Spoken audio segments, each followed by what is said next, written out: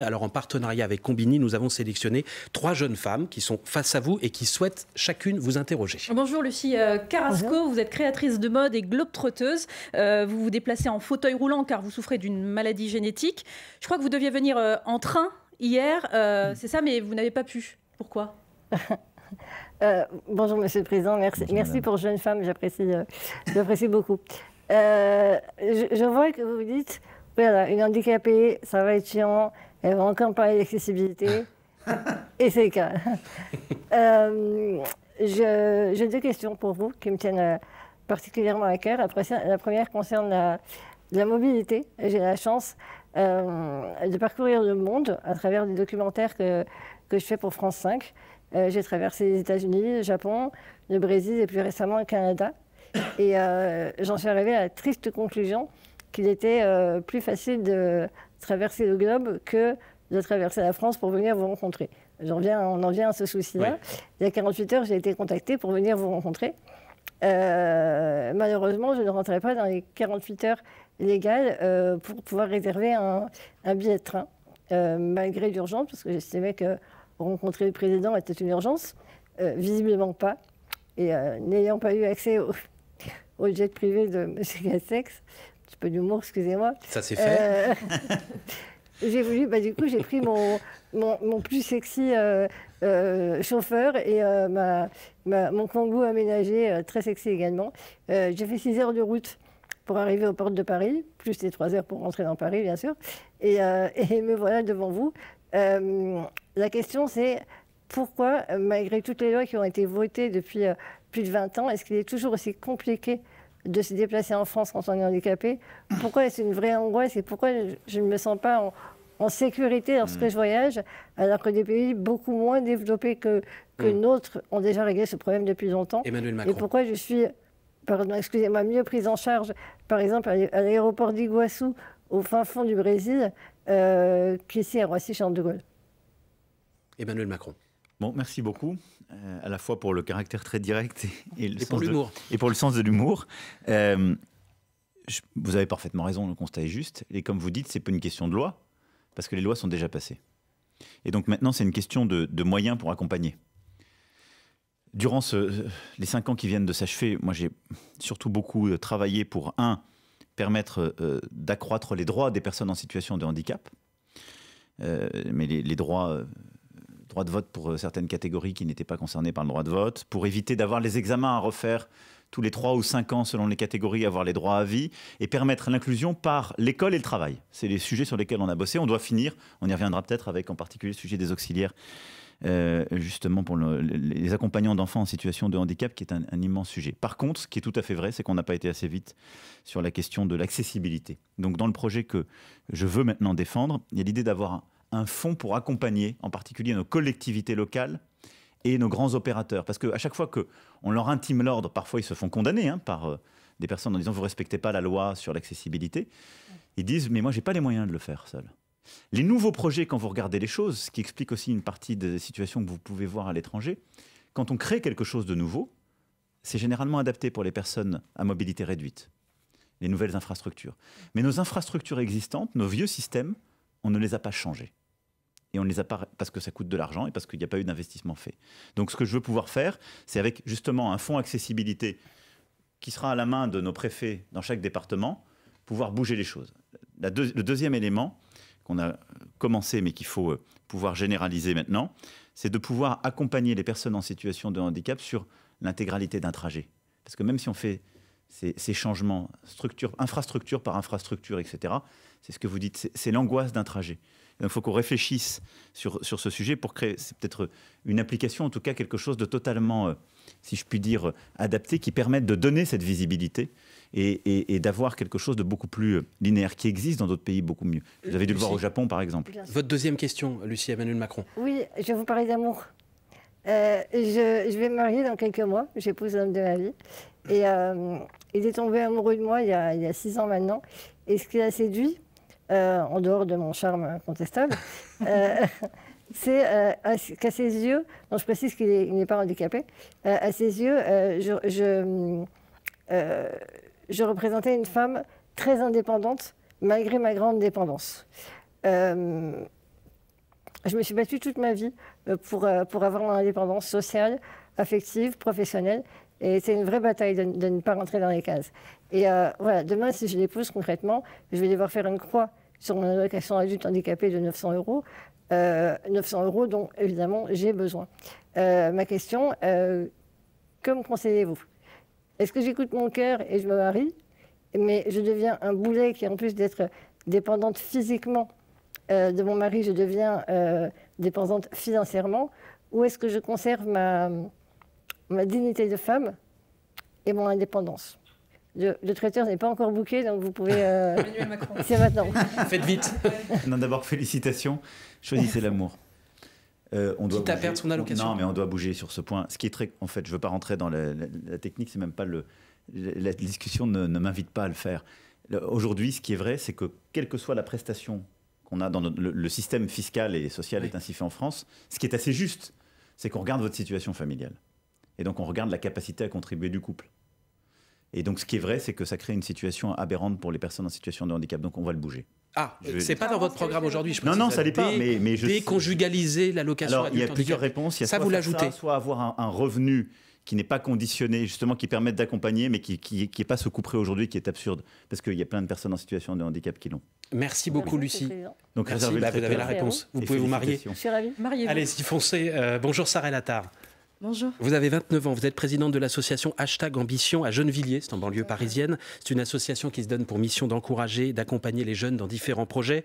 Petit détail pour ceux qui nous écoutent à la radio, qui ne sont pas à la télé, vous portez un voile. Votre question, je crois, porte justement sur la laïcité et sur le voile, c'est ça? Alors, j'ai deux questions. Alors, la première, Emmanuel Macron vous écoute.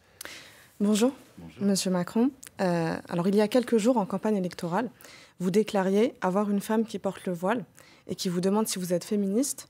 C'est la plus belle des réponses face à toutes les bêtises que j'entends. Parmi les bêtises que l'on a entendues, parmi les inepties, je préfère dire que l'on a entendues, vous déclariez en 2018 « Le voile nous insécurise parce qu'il est contraire à la civilité dans notre pays, c'est-à-dire le rapport qu'il y a entre les hommes et les femmes. » Eh bien, penser que mon choix vestimentaire dépend d'un homme, c'est d'abord insultant, infantilisant et surtout patriarcal. Comment vous croire aujourd'hui ? Qu'avez-vous à nous dire, nous, citoyennes françaises, qui avons été encore une fois, et plus que jamais fustigées ces dernières années, pour un simple foulard, sans qu'aucun dirigeant ne daigne dénoncer cette injustice, pointée du doigt dans les écoles, les administrations, les entreprises, lors des sorties scolaires, sur les plages, dans les piscines, dans les boutiques, aux restaurants, au sein des associations, les assises citoyennes, les partis politiques sur les plateaux télé, bref, dans tout lieu de vie. Qu'en est-il de toutes ces citoyennes françaises qui ne demandent que deux choses, jouir de leur liberté et avoir la paix ? Merci. Alors, dans l'énumération que vous avez faite, je vais faire une distinction parce que c'est la laïcité française. Dites-moi. À l'école, il n'y a pas de voile. J'ai parlé des sorties scolaires. Donc Non, des mais vous avez dit accompagnatrices. école et sorties scolaires dans votre Oui, énumération. Donc, je vais être clair avec vous. À l'école, il n'y a pas de voile. Oui, Pourquoi ? Parce qu'on forme des enfants et des consciences. Alors, je clarifie les écoles. Vous faites bien de vous arrêter sur ce point-là. Je mentionnais les universités. J'aurais dû le préciser. Et les Donc, universités, du coup- j'ai toujours été clair. D'ailleurs, si j'avais pensé autrement ou voulu faire autrement, j'aurais changé la loi. Et donc, il y a une loi sur le qui reste, date depuis du coup. 2004, mais j'ai toujours été très clair, y compris pour ma part, sur les accompagnatrices de sorties scolaires. Oui. Et c'est d'ailleurs pour ça que je me suis toujours opposé à ce qu'on change les choses. D'accord. Donc, de manière très claire, qu'est-ce que c'est la laïcité ? C'est la possibilité de croire ou de ne pas croire. C'est une loi de liberté. Et c'est de dire, dans la société française, vous pouvez croire ou ne pas croire. Ça n'est pas mon sujet. Mais à côté de ça, c'est de demander à toute personne, quelle que soit sa religion, de respecter toutes les lois de la République. Je respecte les lois de la Mais République. je ne parle pas de vous, vous me parlez de manière générique. C'est pas une. Non, c'est moi, pas ma un question, entretien. c'est pour ça. Non, Et moi, donc- ma question, donc- c'est non, de non, mais- jouir des libertés, du coup. Mais et Est-ce donc, que vous avoir avez la changé paix. d'avis sur cette non, pas du tout. question Mais mon Sarah rappelait vos propos d'il y a quelques années. Exactement, mais mes propos ont toujours été constants. J'ai défendu en 2017 le statu quo, si je peux dire, parce que déjà, il y a 5 ans, existait dans le débat le fait d'interdire le voile, à l'université par exemple, ou ailleurs. Je me suis toujours opposé à cela. Regardez les 5 ans qui viennent de s'écouler. Est-ce que j'ai changé quelques règles que ce soit sur le voile ? Non. Non. Et là, nous sommes dans une situation où aujourd'hui, il y a face à moi un projet d'extrême droite qui consiste à proposer à ce que la France soit le premier pays au monde qui interdise le voile dans l'espace public. Mais au niveau de votre positionnement, vous avez dit que le voile, permettez-moi, que le voile était contraire à l'égalité homme-femme. Et Non. aujourd'hui, vous dites que c'est compatible avec Non, le mais si on sort féminisme. tout de son contexte... Non, j'ai pas dit que c'était contraire à l'égalité femmes-hommes. J'ai jamais dit ça. C'est pour ça que j'ai demandé à cette jeune fille, quand j'étais à Strasbourg il y a quelques jours, est-ce que c'est votre choix ? Elle m'a dit oui, c'est mon choix. Parce que ce qui existe aussi, ne soyons pas naïfs, il y a des quartiers où les jeunes filles ne voudraient pas avoir de voile. Et il y a des quartiers d'ailleurs où elles les enlèvent dès qu'elles quittent le quartier. Et elles le remettent. Et donc toutes ces situations existent. Et aussi pour ça que la contrainte vestimentaire, vous avez raison de le dire, existe. Voilà. Et donc, moi, ce que je ne comprends pas, c'est que ce soit rapporté systématiquement au foulard. C'est-à-dire qu'il y a des femmes qui sont contraintes de s'habiller, pas forcément avec exactement. un foulard. Mais c'est pour ça que... Et par définition, pardonnez-moi, mais la question, encore une fois, elle est infantilisante. Le simple fait qu'on puisse penser par défaut que ce n'est pas un choix imposé, on le voit très bien dans la sphère médiatico-politique, c'est ce qui revient par défaut. Encore une fois, c'est infantilisant. On a des hommes, des femmes, des hommes, des femmes, malheureusement, qui utilisent ces propos et qui vont jusqu'à dire non, mais de toute façon, tu penses que c'est ton choix, mais ce n'est pas ton choix en réalité. Je ne m'avais jamais entendu dire cela. Je ne vous ai pas entendu dire ça, Donc, mais je vous dis que le fait de le penser par défaut, c'est infantilisant et c'est patriarcal. À titre personnel, pour moi, la question du voile n'est pas une obsession. C'est-à-dire que... Ça a été l'obsession du quinquennat dont vous avez été président. Enfin, pardon, ça fait des années en France, ça dure. Il y a eu la loi de 2004 qui a interdit. Parce que c'est un symptôme, c'est ça ce que je veux dire, c'est un symptôme de quelque chose, d'une tension qu'il y a dans la société. Donc c'est pour ça que moi j'ai essayé plutôt de traiter, de séparer les problèmes, parce que les gens confondent tout dans le débat public. Et donc ce que j'ai essayé de faire durant ce quinquennat, c'est d'abord que nos compatriotes dont la religion est l'islam puissent la vivre de manière la plus apaisée possible. Il y a de la tension, elle continue à être là, ça ne s'est pas envolé. Donc, mais ça a été de ne pas changer les règles et que chacun et chacune se respecte. La deuxième, ça a été d'identifier le problème, qui est que il y a des gens qui, déformant cette religion ou l'utilisant, essaient de sortir de la République. Ce qui n'est pas du tout ce que vous dites, ce qui n'est pas du tout ce que fait une femme qui porte le voile. Mais ce qui s'est passé, c'est qu'on a été tributaire, en fait. Ce que je vous dis, c'est que ces 5 dernières années... Ça fait des années que c'est le cas. Ça fait des années que c'est le cas. Ce que j'ai essayé de faire, c'est de séparer les deux. Et donc, je veux vraiment que vous le distinguiez. C'est-à-dire de dire, il y a des gens qui, au titre d'une religion, essaient de sortir des jeunes filles, par exemple, de l'école, de les déscolariser, essaient d'expliquer que les lois de la République, l'égalité femmes-hommes n'est pas une réalité, ne doit pas être une réalité dans notre société, justifient des choses qui ne sont pas conformes. Là, j'ai dit, on s'attaque à ces gens-là. On ferme ces associations, on les interdit. Quand il y a des mosquées qui prédiquent des choses qui ne sont pas conformes avec les lois de la République... Est-ce que c'est normal que nous, on ait souffert de ça en n'étant pas concernés? Est-ce que vous trouvez que c'est normal? Non, c'est pour ça que je l'ai à chaque fois fait la distinction. Parce que votre engagement, c'est de réconcilier et rassembler. Exactement. Mais ce que je veux dire par là, c'est que si vous laissez, il y a que vous le vouliez ou non, je le déplore comme vous, il y a dans le débat public des gens qui font cette confusion. Et c'est pas votre serviteur qui le fait, mais il y a des gens qui font ça. Il y a des gens de votre gouvernement qui l'ont fait aussi. Je crois jamais sur ces sujets que vous évoquez. Mais en tout cas, moi, je n'ai jamais fait cette confusion. Soyez honnête avec moi. Jamais. Par contre, j'ai voulu m'attaquer à ce qui est un vrai problème pour notre République et pour beaucoup de nos compatriotes et qui pollue la vie de tout le monde. Donc, une fois qu'on a identifié le sujet de ce qu'on a pu appeler le séparatisme et qu'on le traite, ce à quoi j'appelle, c'est que nos compatriotes, comme vous, dont la religion est l'islam, puissent la vivre de manière apaisée. Emmanuel Macron, c'est ce à quoi on aspire. Mais moi aussi, c'est ce à quoi j'aspire. C'est pour ça que j'ai dit ça à cette jeune fille il y a quelques jours. Et c'est pour ça que vous me permettez de rappeler la position. Donc avec moi, il n'y a pas de changement de cette politique. C'est-à-dire il y a une neutralité des services publics. Pas de voile dans les services publics. Il n'y a pas de voile à l'école, au collège, au lycée avec des mineurs. Pour le reste, la société est une société libre. Pour conclure, et on avance, si vous voulez bien, il faut conclure. Le temps file. Et Jeanne attend patiemment pour poser sa question. Jeanne Pujos-Saint-Jeunesse, bonjour, vous avez 26 ans. Vous souhaitez parler, vous, des violences faites aux femmes. Vous êtes membre de l'association Double Peine qui dénonce les dysfonctionnements dans la réception des plaintes par la police. Je vous laisse la parole. Moi, j'ai juste une question. Qu'est-ce que vous pouvez faire concrètement pour que la loi soit appliquée, que les plaintes soient prises? Et à côté, quel dispositif vous pouvez mettre en place pour les femmes qui sont victimes d'agressions, autres que les files d'attente dans les commissariats, parce que c'était déjà stigmatisant? Ça a été votre cas, je crois, c'est votre histoire personnelle. Vous avez dit, Moi, je suis allée porter plainte. J'ai dû y aller 3 fois avant que ma plainte soit reçue. Mais pardon, on vous a dit quoi les 2 premières fois? Alors, la première fois, on m'a dit qu'il n'y avait pas assez de preuves. La deuxième fois, c'était parce que c'était il y a quelques années. Alors forcément, le temps d'en parler, le temps de prendre conscience de ça, d'aller porter plainte, de venir avec sa misère, c'est déjà quelque chose d'assez traumatisant. Et quand c'est pas reçu, ça fait encore plus mal. Donc moi, c'est juste pour ça, pour que la loi soit appliquée, pour que on se sente un peu en sécurité. Emmanuel Macron? Non, merci de le dire comme ça. C'est à chaque fois des drames et des histoires personnelles qui sont fortes. Et comme vous dites, c'est très dur d'y aller. Donc il y a plusieurs choses que j'ai faites et que je veux renforcer. La première, maintenant, il y a le 3919 qui est un numéro qui permet quand même d'appeler. Et il est jour et nuit et qui permet d'orienter vers un commissariat, voire de lancer l'alerte Et ça, c'est très important, je le dis pour toutes les auditrices qui nous écoutent. C'est plutôt sur le concrètement, physiquement, parce que téléphoner quelqu'un, on peut toujours appeler des copines, mais ça, c'est déjà un premier point, parce que vous avez quelqu'un qui ensuite... Après, dans les commissariats, est-ce que pour pas qu'on aille se retrouver aller à l'autre bout du monde pour aller faire l'évaluation psychologique, pour qu'on puisse être pris en charge directement, pour que dans les jours d'après, on n'ait pas cette angoisse de dire que l'agresseur va nous retrouver, venir à la maison. Parce qu'il n'y a pas ce suivi-là aussi. C'est déjà très bien de venir porter plainte, ça prend énormément de temps. Mais ensuite, comment on fait, nous, quand on est agressé, quand on s'est fait battre, quand on s'est fait violer, pour que on ne soit pas dans cette angoisse en plus d'avoir l'agresseur qui revient. Parce qu'il n'y a pas forcément ce suivi qui est fait par la police. Alors, la deuxième chose, c'est en effet que maintenant, on a formé les policiers et les gendarmes. Donc, on en a formé beaucoup durant ce quinquennat. Et maintenant, toutes celles et ceux qui sortent d'école sont formés sur ce sujet.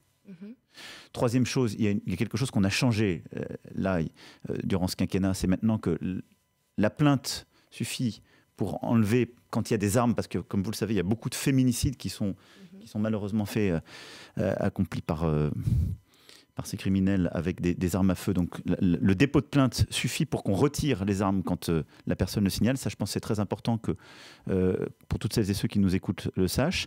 Et ce qu'on est en train de compléter, et ça c'est en donnant plus de moyens, c'est de permettre aussi de protéger la personne qui se sent insécurisée chez elle, soit si elle a besoin d'être justement placé dans un logement, si en quelque sorte le retour chez soi est trop compliqué. Par exemple, vous fichez des gens S, est-ce qu'il n'y a pas moyen de ficher les délinquants sexuels sans que ce soit forcément connu pour la vie publique? Si, et ce sera le cas. Ça, ce serait pas mal, ouais. Ça, ce sera le cas, pour répondre très concrètement à votre point. C'est-à-dire à quel moment il est fiché C'est-à-dire qu'on a préparé la chose, ça fait partie de mes engagements, ils sont écrits. Quelqu'un qui a déjà fait l'objet de dépôt de plainte et ou encore plus, qui a un casier lié à des violences intraconjugales. Il sera fiché après la condamnation, pas après le dépôt de plainte. Il y a deux choses. Vous avez les fichiers judiciaires. C'est une bonne comparaison que fait Mademoiselle avec les fichiers qu'on appelle S, qui sont des fichiers administratifs. Et donc, ce sont des gens dont on sait qu'ils sont susceptibles d'être violents parce qu'il y a déjà eu des alertes. Et donc, très concrètement, si vous avez déjà eu même des mains courantes, des dépôts de plainte qui n'ont pas été au bout sur une personne, eh bien maintenant, on a commencé à faire ce travail. Mais ce que je veux pouvoir faire dans la continuité, et c'est une des conséquences du Grenelle, justement, qui avait été acté il y a maintenant 2 ans, c'est de pouvoir ficher toutes ces personnes pour que quand quelqu'un vient, sa compagne actuelle ou une future compagne, on puisse savoir que c'est quelqu'un qui a déjà des antécédents et à ce moment-là avoir une alerte supplémentaire. Donc ça fait partie des choses qui en fait ont commencé à être mises en œuvre et sur lesquelles je m'engage. Juste un dernier petit point, est-ce qu'on pourrait avoir un jour un ou une ministre de l'Intérieur qui représente un petit peu aussi les femmes et leur cause? Vous savez, pour moi ce qui importe, je comprends, mais les ministres ont vocation à porter l'intérêt général dans toutes les composantes de leur politique. Ce qu'on a réussi, je crois, à faire ces dernières années, parce qu'il y a eu... D'abord, c'est un engagement moi, que j'avais pris dès 2016, et parce qu'il y a eu une mobilisation très forte et un mouvement social ensuite qui s'est révélé avec une libération de la parole salutaire. Avec nous toutes. Exactement. Le mouvement MeToo, puis nous toutes. Mais moi, j'ai souvent dit, dès octobre 2016, quand je fais mon projet, on fait une grande marche qui... demande justement aux gens quelles sont leurs principales préoccupations. La première préoccupation, avant pouvoir d'achat, c'était l'insécurité ressentie par les femmes, en particulier dans les transports, mais aussi dans les violences conjugales. Donc, c'est pour ça que j'avais décidé de faire de ce sujet la grande cause du quinquennat et que je le referai pour la suite. Mais ce que je veux dire par là, c'est que l'intérieur et la justice sont en train d'intégrer au cœur de leur mission la question justement de la lutte contre les féminicides. Et encore travail, vous savez qu'on a par exemple décidé de mettre en place des bracelets. Bon, maintenant, nos magistrats prononcent des peines et mettent des bracelets à certains, mais il y a encore beaucoup à faire parce qu'ils ne sont pas tous utilisés. Merci. Donc il y a un changement culturel à faire dans d'autres ministères qui sont aussi l'intérieur, la justice, dans l'intégralité des ministères régaliens. Merci beaucoup à toutes les trois. Jeanne, Sarah, Lucie, merci d'être venue témoigner et interroger directement Emmanuel Macron ce matin. Merci également à notre partenaire Combini. On est à peu près à la mi-temps de cet entretien.